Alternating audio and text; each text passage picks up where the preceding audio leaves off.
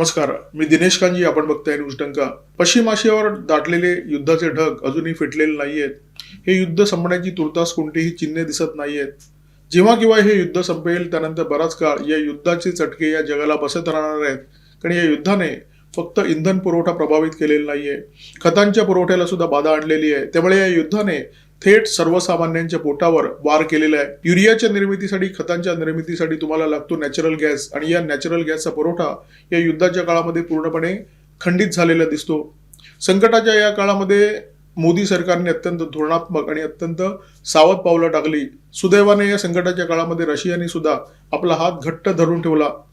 पंतप्रधान नरेंद्र मोदी यांनी काळजी घेतली की या युद्धानंतर सुद्धा भारतीयांच्या भोजनाची थाळी तशीच भरलेली राहील जशी आज आहे. इराण युद्ध अचानक पेटलेलं नाहीये. हे युद्ध येणार याची कुणकुण जगाला बराच काळ आधीपासून लागली होती. त्यामुळे मोदी सरकार सजग होतं. हे युद्ध झालंच तर त्याचे भारतावर कसे परिणाम होतील, काय परिणाम होतील याचा विचार सरकारने करून ठेवला होता. तशी रणनीती बनवली होती. 28 फेब्रुवारी 2026 रोजी इराणवर इस्रायल आणि अमेरिकेने हल्ला केला. परंतु मार्च 2026 पर्यंत, म्हणजे मार्च 2026च्या अखेरपर्यंत भारताकडे खतांचा पुरेसा साठा होता. आता खरीप हंगाम तोंडावर आहे आणि युरियाच्या आघाडीवर भारत सज्ज आहे. हॉर्मुझमध्ये खोळंबा संपलेला नाहीये, परंतु भारताला खतांबाबत कोणतीही चिंता नाहीये. मुंबई पुण्यासारख्या शहरामध्ये राहणाऱ्या लोकांना युरियाचा आणि शेतीचा काय संबंध आहे हे माहीत असण्याचं काही कारण नाहीये.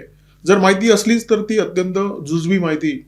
युरियाचं महत्त्व शेतीसाठी किती, युरियाचं महत्त्व शेतीसाठी आपल्याला श्वासाचं महत्त्व जेवढं आहे त्याच्यापेक्षा कमी नाहीये. त्यामुळे युरियाचा जो संबंध आहे तो तुमच्या पोटापाण्याशी आहे. युरियाचा जो संबंध आहे तो तुमच्या समोर रोज येणाऱ्या जेवणाच्या थाळीशी आहे. जर युरिया शेताला मिळाला नाही तर शेतकरी जे उत्पादन घेतो ते उत्पादन 30 ते 60% पर्यंत कमी होऊ शकतं. म्हणजे 30 ते 60% हा फरक खूप मोठा आहे.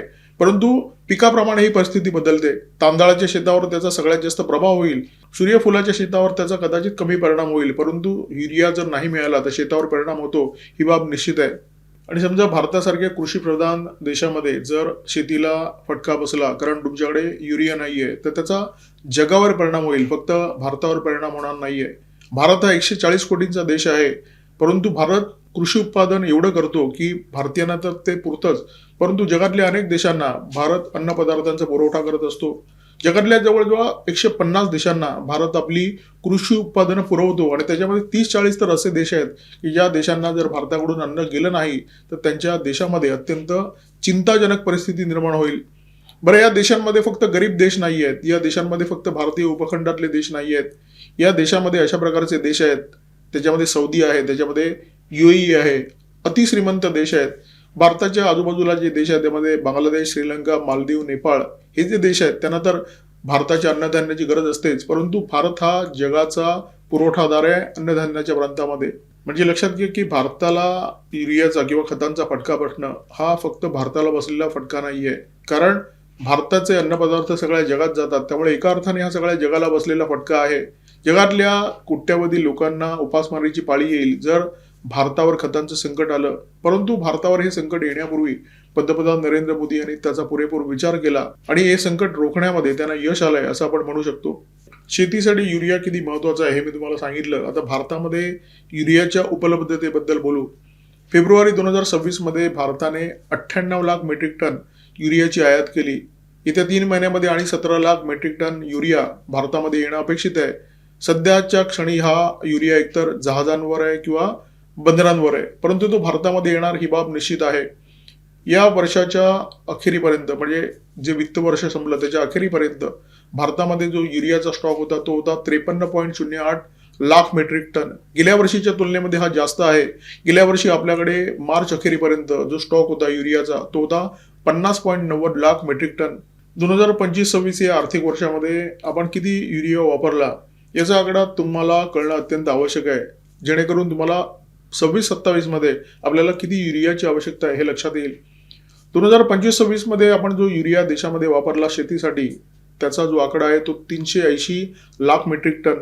380 ते 400 लाख मेट्रिक टन पर्यंत आपण युरिया वापरला आणि दरवर्षी ही जी गरज आहे ती वाढतच असते. आता गॅसचा पुरवठा खंडित झाल्यामुळे युरिया कसा प्रभावित झालाय हे लक्षात घेऊया. जेव्हा तुम्हाला खतांची निर्मिती करायची असते, जेव्हा तुम्हाला युरियाची निर्मिती करायची असते तेव्हा त्याच्यासाठी तुम्हाला हायड्रोजन लागतो आणि हायड्रोजन बनतो नॅचरल गॅसमध्ये जो मिथेन असतो त्याच्यापासून. त्याच्यामुळे गॅस हा युरियासाठी अत्यंत आवश्यक आहे, कच्चा माल म्हणून सुद्धा आवश्यक आहे. आणि युरियाच्या निर्मितीसाठी तुम्हाला खूप मोठ्या प्रमाणामध्ये उष्णता लागते, खूप मोठ्या प्रमाणामध्ये इंधन लागतं. तर हे इंधन म्हणून सुद्धा गॅसचाच वापर होतो. युरिया निर्मितीसाठी जो एकूण खर्च असतो त्यापैकी 70% खर्च जवळजवळ फक्त गॅसचा असतो. पश्चिम आशियामध्ये जे युद्ध सुरू आहे, एका बाजूला इस्रायल आणि अमेरिका आहे, दुसऱ्या बाजूला इराण आहे. दोन्ही बाजूने एकमेकांच्या इंधन निर्मिती केंद्रांना लक्ष करण्याचा प्रयत्न झाला आणि त्याच्यामुळे नुकसान झालं सगळ्या जगाचं. कतार हा अमेरिकेचा मित्र देश आहे. कतारमध्ये अमेरिकेचा लष्करी तळ सुद्धा आहे, म्हणून इराणने कतारला लक्ष केलं. रास लफान इंडस्ट्रीयल सिटीला लक्ष केलं. ही इंडस्ट्रीयल सिटी म्हणजे लिक्विफाईड पेट्रोलियम गॅसची निर्मिती करणारं सगळ्यात मोठं केंद्र आहे. जगामध्ये जी लिक्विफाईड नॅचरल गॅसची निर्मिती होते त्याच्यामध्ये सगळ्यात मोठा जो वाटा आहे तो कतारचा वाटा आहे. आणि इथे इराणने हल्ला केल्यामुळे त्यांचं जबरदस्त मोठं नुकसान झालं आणि हे नुकसान भरून काढण्यासाठी कतारला येत्या 3 ते 5 वर्षांचा काळ लागणार आहे. कतार आणि इराणच्या मध्ये साऊथ पार्स नावाचं एक क्षेत्र आहे, नैसर्गिक गॅसने अत्यंत समृद्ध असलेलं क्षेत्र. इथे इराणची एक रिफायनरी आहे. या रिफायनरीचं नाव असालू लेह. इराण हा नॅचरल गॅसच्या दृष्टीने अत्यंत समृद्ध असलेला देश.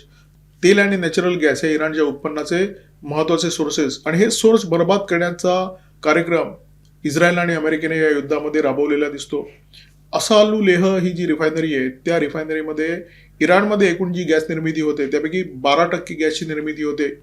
इस्रायलने ही रिफायनरी बर्बाद केली.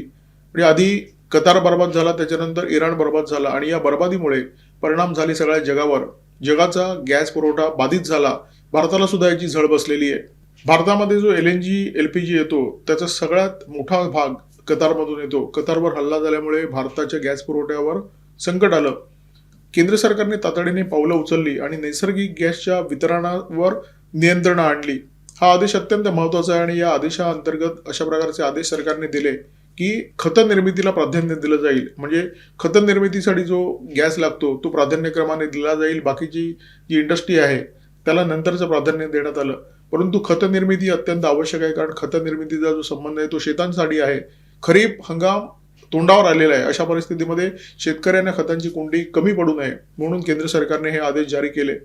2022 मध्ये रशिया युक्रेन युद्धाला सुरुवात झाली आणि हे युद्ध आजही सरलेलं नाहीये. परंतु या 3.5-4 वर्षाच्या काळामध्ये भारत अत्यंत ठामपणे रशियाच्या पाठीशी उभा राहिला. सगळं जग रशियाच्या विरोधात गेलं होतं, परंतु भारताने कधीही रशियाची साथ सोडली नाही. 2023 मध्ये भारतामध्ये G20 समिट झालं होतं आणि या समिटमध्ये भारतावर असा दबाव होता की रशियाचा निषेध करणारा एखादा ठराव या समिटमध्ये मांडला जावा. परंतु भारताने आपली मुत्सद्देगिरी पणाला लावली आणि अशा प्रकारचा कोणताही ठराव या समिटमध्ये येणार नाही याची काळजी घेतली. भारतावर अमेरिकेकडून मोठा दबाव होता की रशियाकडून आपल्याला जे स्वस्तात तेल मिळतं ते तेल घेणं आपण बंद करावं, परंतु भारताने ते सुद्धा जुमानलं नाही. पश्चिम आशियातील युद्धामुळे भारत आता काहीसं अडचणीत आलेला आहे, कारण इंधन आणि खतं ही भारताची 2 मर्मस्थळं आहेत आणि ही मर्मस्थळं या युद्धामुळे थोडीशी छेडली गेलेली आहेत. रशियाचे उपपंतप्रधान डेनिस मोंतोरोव भारतामध्ये आले होते आणि त्यांनी भारताला ठामपणे ग्वाही दिली की इंधन आणि खताचा जो पुरवठा आहे तो रशियाकडून अव्याहतपणे सुरू राहील. आता खरीपाचा हंगाम समोर आहे आणि अशा काळामध्ये युरियाचा जो पुरवठा रशियाकडून भारताला होतो तो पुरवठा 40% वाढवण्याची घोषणा या काळामध्ये या भेटीच्या दरम्यान मोंतोरोव यांनी केलेली आहे. भारत जी गॅसची आयात करतो त्यापैकी 90% आयात आपण आखाती देशांकडून करत असतो. सर्वाधिक आयात आपण कतारकडून करतो, नंतर UAE कडून करतो. आता पश्चिम आशियामध्ये युद्ध पेटल्यामुळे हा जो पुरवठा आहे तो धोक्यात आलेला आहे. हा 90% पुरवठा अबाधितपणे सुरू राहील अशा प्रकारची ग्वाही रशियाने आपल्याला दिलेली आहे. उरलचेम हा खत निर्मिती करणारा रशियन कारखाना, रशियाने भारताला आणखी एक प्रस्ताव काही काळापूर्वी दिला होता आणि तो कार्यान्वित सुद्धा झाला. आपल्या RCF आणि NFL या ज्या सरकारी खत निर्मिती करणाऱ्या कंपन्या आहेत त्या कंपन्यांनी उरलचेम बरोबर हातमिळवणी केली. रशियामध्ये खत निर्मितीचा प्रकल्प सुरू केला आणि या प्रकल्पामध्ये दरवर्षी जवळजवळ 18 ते 20 लाख मेट्रिक टन खतांची निर्मिती होणार आहे. त्यामुळे खतांचा जो प्रश्न भारताला भेडसावत होता तो बऱ्यापैकी सुटण्याची शक्यता निर्माण झालेली आहे. कोणत्याही एका देशावर अत्यावश्यक गोष्टीसाठी अवलंबून राहणं म्हणजे आज सुविधा आणि उद्या मरण अशा प्रकारची परिस्थिती आहे. भारताने ही परिस्थिती अनेकदा अनुभवली आहे. त्यामुळे भारताने आता शहाणपणा करत खतांबाबत पर्याय शोधायला सुरुवात केलेली आहे. फक्त रशियावर अवलंबून न राहता जॉर्डन आणि मोरोक्को या देशांबरोबर भारताने हातमिळवणी केलेली आहे फॉस्फॅटिक खतांसाठी. बेलारूस बरोबर आपण हातमिळवणी केली आहे पोटॅश खतांसाठी. त्यामुळे भारत भविष्याचा विचार करून वाटचाल करताना दिसतोय. युरिया संकटाच्या या काळामध्ये नॅनो युरियाचा प्रयोग जो केंद्र सरकारने राबवलेला आहे तो अक्षरशः क्रांतिकारी ठरू शकतो. शेतीसाठी उपयुक्त, शेतकऱ्यांसाठी उपयुक्त आणि शिवाय कमी खर्चाचा. नॅनो युरियाची जी बाटली असते ती बाटली असते फक्त अर्धा लिटरची. या बाटलीमध्ये जो द्रव असतो, द्रव युरिया, तो पिकांवर फवारला जातो. थेट पिकांना हा द्रव रूपामध्ये युरिया मिळतो. म्हणजे 45 किलो युरियाची गोणी जे काम करू शकते तेच काम ही अर्धा लिटरची बाटली करते. साठवणुकीसाठी सोपी, वाहतुकीसाठी सोपी आणि खर्चामध्ये सुद्धा प्रचंड मोठी बचत. युरियाची सगळ्यात मोठी बचत. केंद्र सरकारचे अनेक उपक्रम पाहिले तर असं वाटतं की केंद्राला संकटाची आधीच चावल लागते की काय.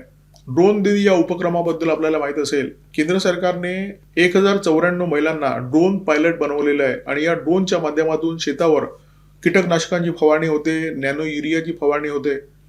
15,000 बचत गटांना अशा प्रकारचं प्रशिक्षण देण्यात आलेलं आहे आणि आतापर्यंत केंद्र सरकारने 1094 ड्रोनचं वाटप केलेलं आहे या महिला पायलट्सना.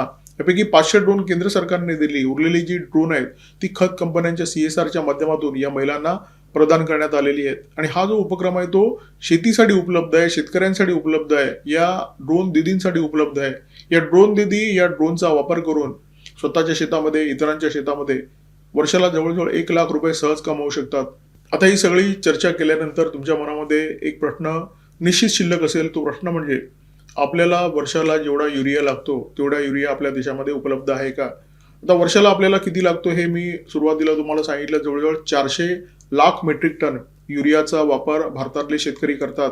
त्यापैकी 53 लाख मेट्रिक टनचा स्टॉक आपल्याकडे आहेच. आपल्या ज्या खत कंपन्या आहेत ते महिन्याला जवळजवळ 18 ते 20 लाख मेट्रिक टनची निर्मिती करतात. त्यात आता रशियाने आपल्याला मदतीचा हात दिलेला आहे. त्याच्यामुळे एक गोष्ट निश्चित आहे की आपण युरियाच्या बाबत निश्चितपणे एका कम्फर्ट झोनमध्ये आहोत. आपल्याला जेवढा युरिया लागणार तेवढा युरिया निश्चितपणे आपल्याकडे आहे. पश्चिम आशियामध्ये जे युद्ध सुरू आहे त्यामुळे इंधनाच्या किमती कडाडलेल्याच आहेत आणि जगातल्या अनेक देशांना याची झळ बसते. भारतीयांना अजून तेवढी झळ बसलेली नाहीये. खतांच्या किमतीबद्दल सुद्धा तेच आहे, युरियाच्या किमतीबद्दल सुद्धा तेच आहे.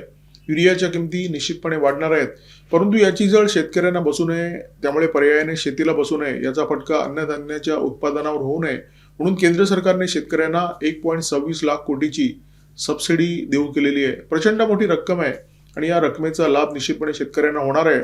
आपला जो खरीप हंगाम आहे तो हंगाम सुरळीतपणे पार पडेल अशा प्रकारची व्यवस्था केंद्र सरकारने केलेली आहे आणि भविष्यातली जी तरतूद आहे ती व्यवस्थित सुरू राहावी या दिशेने सुद्धा केंद्र सरकार सजग आहे. युद्धामुळे निर्माण झालेली इंधनाची समस्या निश्चितपणे खूप मोठी आहे आणि या समस्येबाबत चर्चा पण भरपूर झाली.